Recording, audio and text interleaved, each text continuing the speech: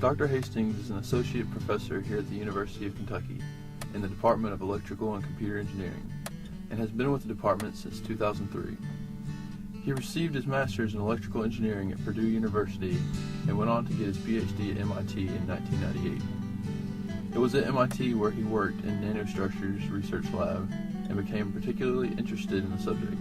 I know you've been researching in nanostructures since you were in your PhD, I guess. Right. What got you interested in nanostructures specifically, and got you, I guess, still dealing with it today? Was it sure enough?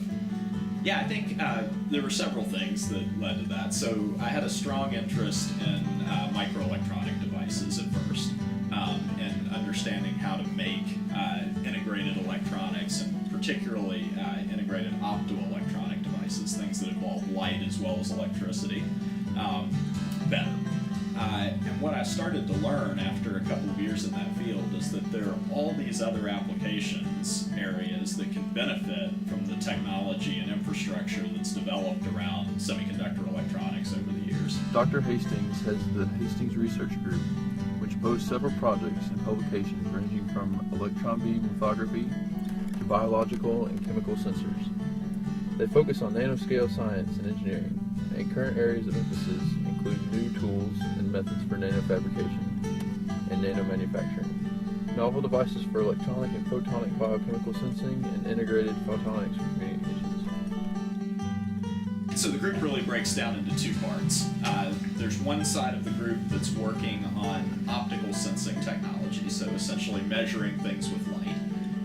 And then the other side of the group is working on new nanofabrication methods, essentially how to make really small things that often go into building these sensors.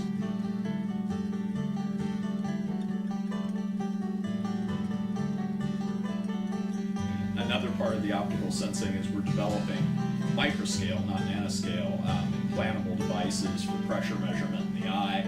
Here we're working with the Department of Ophthalmology at UK to do that, and this is specifically to improve treatment of glaucoma and reduce vision loss in those patients. The Hastings Research Group not only develops ideas for the field of sensors, but also how to actually build them. They employ two main techniques.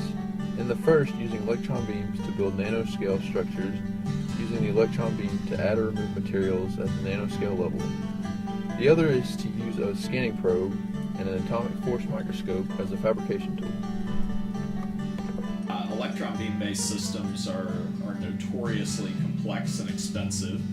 They have to operate in a vacuum. They usually require very well-controlled facilities in terms of temperature and vibration and all of these kind of things.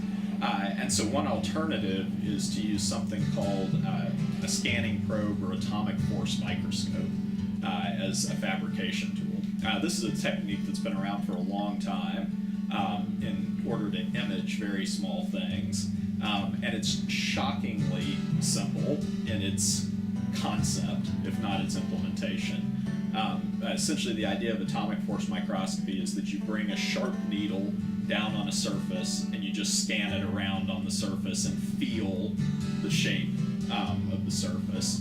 And there are all different things you can measure with that probe or that needle, but the shape is the easiest. And the idea is, and a number of people have had the same idea, that if you can image that surface, you could also make things with the probe, and that could be as simple as scratching something into the surface, or much more complex. And so one project that we've had is trying to use that sharp probe tip to directly deposit the materials we want, things like gold and silver, often metals, and then to also do almost the equivalent of nanoscale welding, to use the tip heated up, usually by a laser, to melt the materials together in the way we want them to be.